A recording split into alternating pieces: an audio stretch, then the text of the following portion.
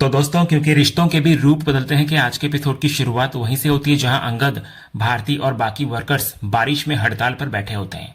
विक्रांत वृंदा के पास आता है और उसको घर चलने के लिए कहता है। वो कहता है कि इन लोगों को यहीं बैठने दो, कल तक इनकी अकल अपने आप ठिकाने आ जाएगी। वो उसको समझाता है कि अगर वो यहाँ रहेगी तो उनकी हिम्मत और बढ़ेगी। तभी वृंदा विक्रांत के साथ जाने लगती है, लेकिन उसकी आंखें बार बार पीछे मुड़कर अंगद को देख रही होती है। इधर अंगद भी उसको जाते हुए देखता रहता है और दोनों की आंखों में एक दूसरे के लिए चिंता और बेबसी साफ झलकती है। इसके बाद विक्रांत के दोबारा बुलाने पर वृंदा गाड़ी में बैठकर वहां से निकल जाती है। अगले सीन में घर पहुंचकर वृंदा दरवाजे पर ही जमीन पर बैठकर फूट फूट कर रोने लगती है। उसके मन में यादों का एक सैलाब उमड़ पड़ता है। उसे अंगद के कहे हुए शब्द याद आने लगता है कि अब ये आम मजदूर आपको दिखाएगा कि उसकी ताकत क्या होती है। फिर उसे वो दृश्य याद आने लगता है जब भारती ने अंगद के कंधे पर हाथ रखकर उसका समर्थन किया था।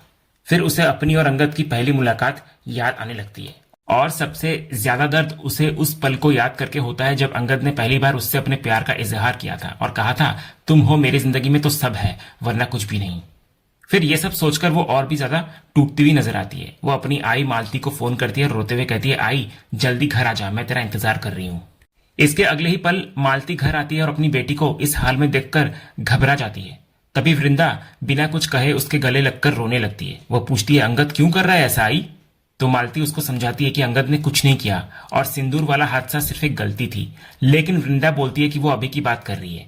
वो बताती है कि अंगद बारिश में खुले में भूख हड़ताल पर बैठा है और वो इस तरह से बीमार पड़ जाएगा।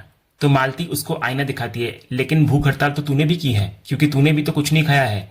तो इस पर वृंदा कहती है कि जब अंगद वहां भूखा है तो उसके गले से यहाँ एक निवाला भी नीचे नहीं उतरेगा। तभी मालती बोलती है, क्या कर रहे हो तुम लोग? अच्छी भली बसाई हुई गृहस्थी को उजाड़ने चले हो?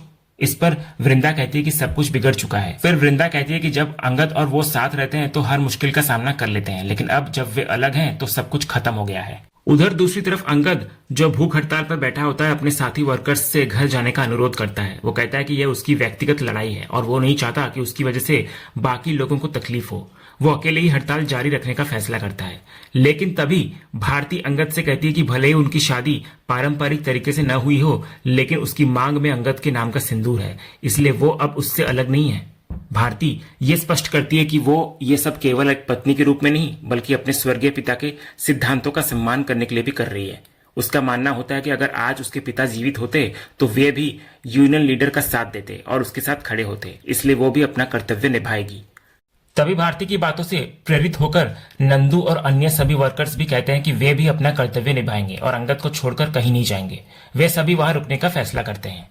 दूसरी ओर मालती वृंदा को खाना खिलाने की बहुत कोशिश करती है, लेकिन वृंदा खाने से इनकार कर देती है। तभी मालती अपनी चिंता व्यक्त करती है कि अगर अंगद और वृंदा दोनों खाना नहीं खाएंगे तो वो भी भूखी रह जाएगी, जो इस उम्र में उसके लिए मुश्किल है। तभी इतने में वृंदा को एक कॉल आता है। फोन पर दूसरी तरफ से कोई उस पर गुस्सा कर रहा होता है, तो वृंदा उसको शांत करने की कोशिश करती है और माफी मांगती है, लेकिन बात नहीं बनती। फिर कॉल खत्म होने के बाद चिंतित मालती पूछती है कि वो किससे माफी मांग रही थी। वृंदा बताती है कि एक महत्वपूर्ण कंसाइनमेंट भेजा जाना था जो नहीं जा सका, जिसकी वजह से अब कंपनी को बहुत बड़ा नुकसान होगा। तो मालती पूछती है कि अब वो क्या करेगी। तो इस पर वृंदा असहाय महसूस करती है और कहती है कि उसे समझ नहीं आ रहा कि वो क्या करे, लेकिन उसे ये भी पता है कि अब सब कुछ उसे ही संभालना होगा। इसके बाद वृंदा मालती को वहां से जाने के लिए कहती है, लेकिन मालती उसके साथ रुकने की पेशकश करती है। तो वृंदा जोर देकर कहती है कि वो अकेले संभाल लेगी। तभी मालती एक आखिरी बार उसको एक निवाला खाने के लिए कहती है ताकि उसको थोड़ी राहत मिल सके, लेकिन वृंदा फिर भी नहीं खाती। अगले सीन में मालती हड़ताल की जगह पर पहुंच जाती है, जिसको देखकर अंगद और भारती दोनों हैरान नजर आते हैं। मालती भारती से विनम्रता पूर्वक अपने बेटे से अकेले में बात करने की अनुमति मांगती है। इसके बाद मालती अंगद को एक तरफ ले जाकर उसकी भूख हड़ताल पर सवाल उठाती है। तो अंगद सफाई देता है कि वो ये सब खुशी से नहीं कर रहा है, बल्कि मजबूर है। वो इसका सारा दोष वृंदा पर डालता है और कहता है कि वो उसकी बात सुनने या समझने को तैयार नहीं है। फिर अंगद दावा करता है कि अगर वृंदा सिर्फ एक बात मान ले तो वो तुरंत हड़ताल खत्म कर देगा। उसे लगता है कि वृंदा को उसकी हालत से कोई फर्क ही नहीं पड़ रहा है। इस पर मालती उसे बताती है कि वो गलत है। वो खुलासा करती है कि वृंदा भी कुछ नहीं खा रही है और उसके गले से एक निवाला तक नहीं उतर रहा। मालती उसे वृंदा को आए फोन कॉल और कंसाइनमेंट न जा पाने के कारण होने वाली भारी नुकसान के बारे में भी बताती है। ये सुनकर अंगद चौंक जाता है और कहता है कि वो तो एक बहुत बड़ा ऑर्डर था और अब तो बहुत नुकसान होगा। तो मालती उसको डांटती है कि वो सिर्फ फैक्ट्री का नुकसान देख रहा है, अपने रिश्ते का नहीं। वो उसे याद दिलाती है कि वे दोनों यहाँ मिलकर काम करने आए थे, लड़ने के लिए नहीं। तो अंगद कहता है कि उसकी लड़ाई वृंदा से नहीं बल्कि गलत चीजों से है। वो बस सही काम करने की कोशिश कर रहा है। वो अपनी निराशा व्यक्त करता है कि पहले वे दोनों मिलकर सोचते थे, लेकिन अब वृंदा केवल मैनेजमेंट के दृष्टिकोण से सोच रही है और वर्कर्स के बारे में बिल्कुल भी नहीं सोच रही है।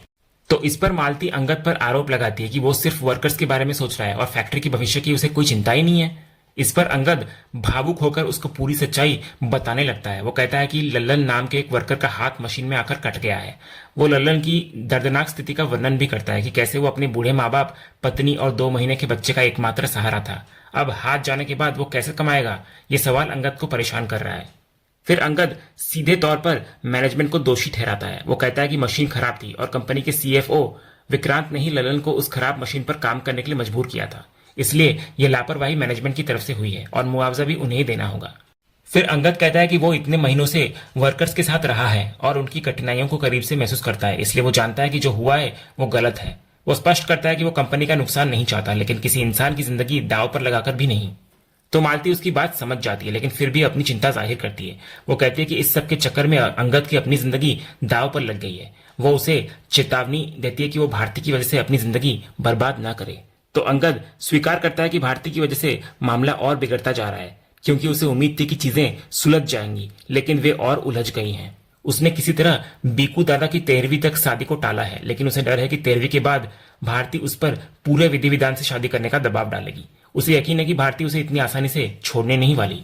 ये सुनकर मालती पूरी तरह टूट जाती है। वो हाथ जोड़कर अंगद से विनती करती है कि वो सबको सच बता दे कि वो पहले से शादीशुदा है और उनके 2 बच्चे हैं। वो उससे सब कुछ ठीक करने की भीख मांगती है। अगले दृश्य में विक्रांत और सारे मैनेजमेंट वालों को पता चल जाता है कि कंसाइनमेंट रद्द हो गया है। तभी विक्रांत कहता है कि ये तो होना ही था। अगर टाइम पर सामान डिलीवर नहीं होगा तो कोई भी उनके साथ बिजनेस नहीं करेगा और कंपनी की प्रतिष्ठा अलग से खराब होगी। लोग फिर से कहेंगे कि वीरानी इंडस्ट्रीज अपने वर्कर्स के सामने झुक गई। वो कहता है कि वृंदा के आने से चीजें सुधर रही थी, लेकिन अब सब बेकार हो गया। क्लाइंट हाथ से चला गया और कंपनी को करोड़ों का नुकसान हुआ है। वो इसका सारा दोष अहंकारी अंगद त्रिपाठी पर डालता है और कहता है कि इतनी अकड़ तो बीकू दादा में भी नहीं था। इसके बाद विक्रांत सहानुभूति जताने का नाटक करते हुए कहता है कि वो समझ सकता है कि वृंदा सबसे ज्यादा परेशान होगी, लेकिन उन्हें झुकना नहीं चाहिए। वो चेतावनी देता है कि अगर ऐसा ही चलता रहा तो कंपनी पर ताला लग जाएगा। फिर वो एक कठोर रुख अपनाने की सलाह देता है ताकि वर्कर्स को पता चले कि वे मैनेजमेंट से पंगा नहीं ले सकते। वो घमंड से कहता है कि उनमें और हम में कुछ तो फर्क होगा ना मैडम, क्योंकि मैनेजमेंट का एक क्लास और लेवल है। फिर विक्रांत एक अंतिम समाधान सुझाता है कि अगर कल तक कोई हल नहीं निकलता तो उन्हें कंपनी में शट डाउन घोषित कर देना चाहिए ताकि नुकसान सबका हो। वो तर्क देता है कि अगर आज वे वर्कर्स की मांग मान लेंगे तो भविष्य में वे छोटी छोटी बातें पर हड़ताल करेंगे। वो खुद को सही ठहराते हुए कहता है कि इस बार मैनेजमेंट की कोई गलती नहीं थी, साइन बोर्ड भी लगा था और वर्कर्स उन्हें ब्लैकमेल करके धमका रहे हैं। वो वृंदा को उकसाता है कि उन्हें आज ही वर्कर्स को मुंह तोड़ जवाब देना होगा। इसके बाद विक्रांत के उकसावे पर वृंदा तुरंत कोई फैसला लेने से इनकार करती हुई नजर आती है। वो विक्रांत से कहती है कि वे इस पर कल बात करेंगे। वो कहती है कि कोई भी निर्णय लेने से पहले वो अपने पिता मिहिर वीरानी द्वारा बनाए गए कंपनी के नियमों और नीतियों को फिर से देखना चाहती है। इतना बोलकर जैसे ही वृंदा उठने की कोशिश करती है उसको अचानक चक्कर आ जाता है और वो लड़खड़ा जाती है। तो विक्रांत उसको जाकर पानी देने की कोशिश करता है, लेकिन वृंदा मना कर देती है और कहती है कि वो ठीक है।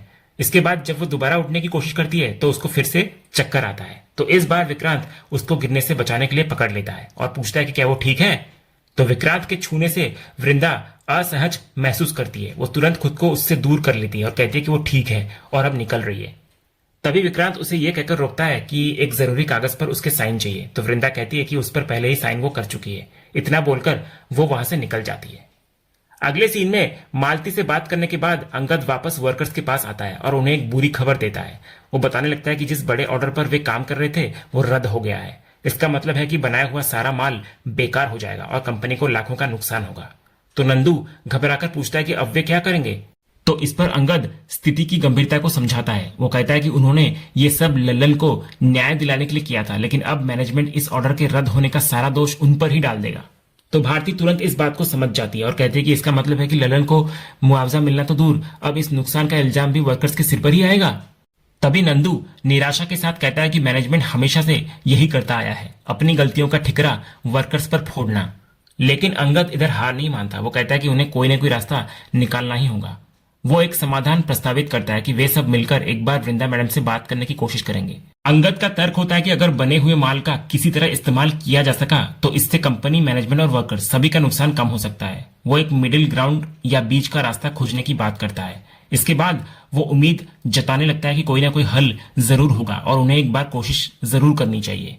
और इसी सीन के साथ आज का ये एपिसोड यहीं पर खत्म होता है। तो दोस्तों, आपको आज के एपिसोड का अपडेट कैसा लगा, अपनी राय हमें कमेंट बॉक्स में जरूर बताएं। अगर आपको आज का ये वीडियो पसंद आया हो तो वीडियो को लाइक और शेयर जरूर करें और ऐसे ही लेटेस्ट एपिसोड के अपडेट जानने के लिए हमारे इस चैनल को सब्सक्राइब करना ना भूलें। मिलते हैं अगले वीडियो में, तब तक के लिए धन्यवाद।